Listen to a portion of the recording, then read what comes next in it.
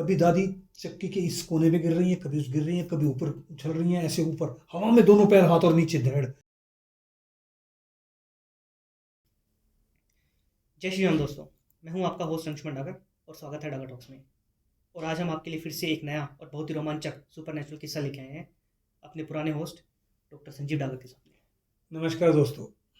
तो ये जो किस्सा आप सुनाने जा रहे हो आज, ये कब का है, कौन से ईयर की बात है? ये किस्सा 84-85 के आसपास का है। एग्जैक्टली तो मुझे टाइम याद नहीं है, लेकिन 84-85 के नवंबर की बात है। अच्छा। और ये किस्सा मतलब आपके खुद के साथ हुआ या किसी जानने वाले के? इस किस्से का मैं हिस्सा था, अच्छा। क्योंकि हमारी ग्रैंड मदर के साथ ये घटना घटी थी, लेकिन मैं उनके साथ प्रेजेंट था। मेरी बुआ और मेरी बहन दोनों प्रेजेंट थे वो भी। तो हमारी परदादी के साथ हुआ है किस्सा। ये तुम्हारी परदादी के साथ किस्सा हुआ है। और आपने उनका और किस्से भी सुने होंगे, पिछली वीडियोस में हमने बताया भी, जैसे कि वो मर के पुनः कैसे जीवित हुई। तो ये वाला किस्सा भी उन्हीं के साथ हुआ है। हाँ, उनके साथ, क्योंकि वो एक बड़ी पवित्र लेडी थी, बड़ी पूजा पाठ करने वाली थी, और वो इन चीज़ों को जानती थी। अच्छा। गांव में आसपास के लोग भी उनसे इन कामों के लिए आते थे, मदद लेने के लिए। वो मदद करती थी। मदद मतलब कैसे मदद लेने आते थे? ये सुपर नेचर में किसी मतलब प्रेत आत्माओं से रिलेटेड जो बातें हैं, अच्छा। उनमें मदद करती थी। वो लोगों को रास्ता दिखाती थी। उसी वजह से ये घटना जो घटी है, किसी की मदद करके आई थी, उस घटना का बदले में ही उनको ये झेलना पड़ा था। अच्छा। तो ये 84-85 के आसपास की बात है, और मैं छुट्टियों में दादी के पास गया हुआ था नवंबर में। तो नवंबर में 84-85 में तो अच्छी ठंड हो जाया करती थी, तो दिन भी जल्दी ढल जाता था। तो ये दिन ढलने के बाद की बात है। उस टाइम, हाँ, शाम की, मेरी मम्मी अपने मायके गई हुई थी। वहीं से गई थी वो उसी दिन या एक दो दिन पहले निकली थी। मुझे एग्जैक्टली याद नहीं है, मैं वहीं था दादी के पास ही। दादी का मैं लाडला भी ज़्यादा था। तो वो आई मतलब शाम को, और दरवाजे से अंदर आई मेरी मम्मी। अच्छा। जो मुझे लग रहा है, जो मुझे मेरी दादी बता रही थी उस टाइम, कैसे कि शाम को मेरी बुआ शर्मिष्ठा और मेरी बहन नीतू वो बैठे हुए थे, मेहंदी लगवा रहे थे। तो मेहंदी लगवाते हुए थोड़ी देर में मेरी दादी सामने देख के बोली कि ओम्बिरी, दूर से बोले, शर्मिष्ठा तू अंदर संकल लगा के आई थी मेन गेट की? आपकी मम्मी? मेरी मम्मी। एक्चुअली में पुराने टाइम में जो घर होते थे, बड़े बड़े घर होते थे, खुले घर होते थे।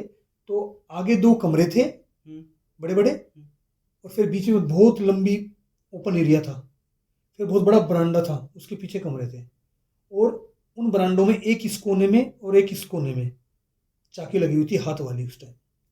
तो हम इस चाकी की तरफ वाली चाकी की तरफ थोड़ा बैठे हुए थे, और दादी हमें बात बता रही थी, और वो मेहंदी लगा रही थी दोनों के हाथ में। किसके? मेरी बुआ के और मेरी बहन के हाथ में। तो वो दरवाजे के सामने दूर से देखी, क्योंकि दूर था तो लगा कि कोई आया है। तो बोला, ओम्बिरी ओम्बिरी। तो शर्मिष्ठा बुआ बोली, माँ जी किसको कह रही हो? बोले, ओम्बिरी आई है। बोले, वो तो बाद में आने वाली थी, इतनी जल्दी कैसे आ गई? बोले, शर्मिष्ठा बोली, माँ जी कहाँ है? बोले, वो आ रही। तो मेरी बहनी बोली, माँ जी कहाँ है? मैं बोला, माँ जी डरा रहे हो क्या है?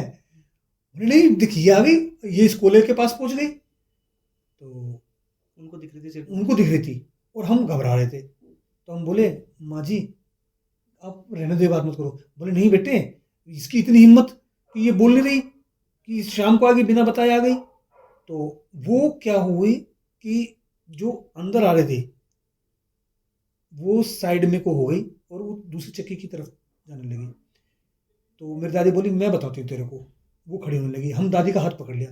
दादी जी रहने दो, मत जाओ, आप यहीं बैठे रहो। बोले, नहीं बेटा, ऐसे कैसे?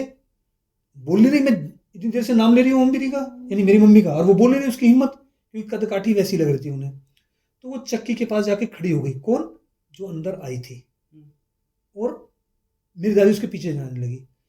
वो खड़ी थी। अब जैसे देखा तो मैं सिर्फ दादी की एक्टिविटी देख रहा था हाथों की, जो मुझे आज भी मतलब क्लियर है, क्योंकि वो घटना ऐसी थी जो मतलब रोंगटे खड़े कर देती है।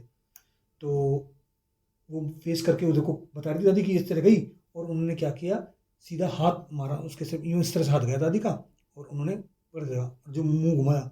बोले अच्छा तू, जो वर्डिंग थे, मतलब ज़्यादा वर्डिंग याद नहीं है, लेकिन दादी इसको बाद में बताती थी तो इसलिए हमें याद है ये चीज़ें। बोले तू कैसे आई यहाँ, तेरी हिम्मत कैसे हुई यहाँ आने की?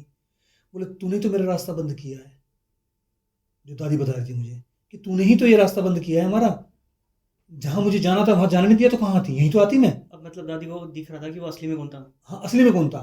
तो वो क्या है, तो उसके बाद क्या हुआ, हमें क्या दिखाई दे रहा, कभी दादी चक्की के इस कोने पे गिर रही है, कभी उस गिर रही है, कभी ऊपर उछल रही है, ऐसे ऊपर हवा में दोनों पैर, हाथ और नीचे धड़, और खूब मतलब उद्मस, मतलब जैसे कुश्ती लड़ते हैं ना आदमी, इस तरह की कुश्ती चल रही। और मैं डर रहा बुरी तरह से, और बुआ को, मतलब जो बुआ थी मेरी, उसको मतलब ये हो गया कि ऐठन आ गई और दर्द हो गया, उसको दस्त लग गए। जी बिल्कुल सही है। मतलब आप लोगों को सिर्फ दादी दिख रही थी, पर दिख रही, दादी हाँ की। कि क्या हो रहा है, और हम चिल्ला रहे, हूँ कर रहे, रो रहे कि ये क्या हो रहा है। तो उसके बाद उठा पटकी हुई खूब, खूब देर बाद, थोड़ी देर बाद शांति हो गई। तो पर दादी चिल्ला रही, अब के यहाँ आ गई है, अगर अब के बाद यहाँ आ गई ना, तो तेरा वो हर्ष होगा, बहुत बुरा हर्ष होगा तेरा, मतलब तू आ नहीं सकती। तो वो वहाँ से उसके बाद थोड़ा शांत हुई दादी ने हमें संभाला, और वहाँ से जो भी हुआ नहीं। अगले दिन सुबह, वैसे दादी ने बताया था कि वो थी कौन, हुआ हाँ कैसे था। हाँ, वही मैं अब बताता हूँ। अगले दिन सुबह अड़ोस पड़ोस में पता लग गया भाई, रात को हंगामा हुआ था, उनको दादी को चोट भी लगी थी, हम्म, तो पता लग गया। तो गांव का एक और बुजुर्ग था, जो दादी से भी बहुत बुजुर्ग था, बड़ा था, और सियाना था, जिसे सियाना बोलते हैं, जो इन कामों को ज़्यादा एक्सपर्टीज से करता है। तो आया, उससे मिला। तो जब वहाँ बात हो रही थी, हम भी बैठे थे, तो उसने कहा, अब तुमने एक गलती कर दी, कि जो तुमने उसके सर पे हाथ रखा था ना, जो उसकी चुन्नी तुम्हारे हाथ में आ गई थी, वो तुम्हें वापस नहीं देनी थी। क्योंकि दादी ने उनको बताया था बैठ के, कि जिस टाइम लड़ाई हो रही थी, तो उस लड़ाई लड़ाई में उसका सिर जो पकड़ा था, उसको झटका जब मारा ना, तो उसकी जो चुन्नी थी, हम्म, मतलब कि वर्चुअल जिसे बोल सकते हो, हम्म, आज की लैंग्वेज में लोगों को समझाने के लिए, वो चुन्नी हाथ में आ गई उसके। वो चुन्नी हाथ में आते ही वो काबू में आ गई। अच्छा। तो उसने रिक्वेस्ट की कि चुन्नी दे दे, मैं कभी सारी जिंदगी में नहीं आऊंगी। बोले तू आई क्यों? बोले आई इसलिए, एक्चुअल में वो जो लेडी आई थी ना, वो 4 घर छोड़ के एक घर था जिसमें वो जच्चा थी, यानी उसको बच्चा हुआ था, बच्चा होने के कुछ दिन बाद वो मर गई। तो वो अपने बच्चे के पास जाती थी, तो बच्चे को दिक्कत में देख के उन घर वालों ने दादी के पास आए कि भाई ऐसे ऐसे है। तो दादी उसका इलाज बांध के आई थी, इलाज करके आई थी, कि वो उसको तंग ना कर सके, उस घर को बाउंड करके आई थी। तो वो वहां प्रवेश नहीं कर पा रही थी, वो आत्मा जो अपने बच्चे से मिलना चाह रही थी, लेकिन उससे नुकसान हो रहा था बच्चे का। हम्म, तो वो बंद करके आ गई, सरसों के दाने कुछ पड़ के या कुछ करके करते हैं, जिसके घर के चारों तरफ डाल के उसको लॉक कर दिया। तो इसलिए वो आई थी, इसलिए मैं आई थी, उसने बताया कि इसलिए आई थी। बोले इसका मतलब ये है कि तू किसी को भी सताएगी, इस वजह से। लेकिन उसने जब रिक्वेस्ट की, दादी ने चुन्नी दे दी, वो फिर हमेशा के लिए चली गई, कभी नहीं आई। तो उस बुजुर्ग ने यही बताया कि वो चुन्नी नहीं देनी थी, अगर वो चुन्नी अपने पास रख लेती, हम्म। तो आजीवन जब तक तुम जीती वो तुम्हारे अधीन रहती, अच्छा, मतलब काबू में आ जाती वो। काबू में। ये बात मैंने औरों से भी सुनी है, बहुत से तांत्रिक जो होते हैं कुछ करते हैं, वो यही करते हैं, किसी भी प्रेत आत्मा को, इस तरह की आत्मा को काबू में करके उसका कोई ना कोई चीज़ अपने पास रख लेते हैं, फिर उससे अलग अलग कार्य करवाते हैं। अच्छा। तो ये घटना 84-85 की थी। और ये हो सकता है कि हमारे दर्शकों को बहुत से को लगे कि ऐसी बनाई हुई है, हो सकता है, बिल्कुल उनको लग सकता है, मुझे नहीं, कोई हमें आपत्ति। मेरे को खुद सुन के मतलब दिल बुरी तरह धड़कने लग गया था जब आप बता रहे थे। हाँ, तो तो ये हो सकता है आपत्ति हो किसी को, ठीक है, सबके अपने अपने एक्सपीरियंसेस हैं, सबको अनुभव होते हैं, जो बट नहीं, दूसरा। ज़्यादातर लोगों के साथ कुछ ना कुछ ऐसा सुपर नेचुरल, मतलब कह सकते हैं हम कि भूत प्रेत से या थोड़ा बहुत ऐसा हो जाता है, जो हाँ बाकी लोग अगर सुनेंगे तो यकीन ना करें। बट होता लगभग सबके साथ ही है। हाँ, वो प्रेत आत्मा भूत भूत इसलिए बोल देते हैं कि भाई भूत जनरल बताया जाता है, लेकिन ये आत्मा एक एनर्जी है जो फ्रीली मूव करती है। तो वो किसी को भी आके किसी के कांटेक्ट में आए, तो उसको, किसी को कोई सेंसिटिव है तो फील हो जाएगा, हम्म, कोई सेंसिटिव नहीं है तो नहीं फील होगा। हम्म, तो इस तरह से है। तो और भी कई किस्से हैं हमारी ग्रैंड मदर के, तो वो बड़ी अलग तरह की लेडी थी, जो कोई मिलता उसे वो बता हम्म। सकता था क्या है, तो वो देसी इलाज भी कर देते।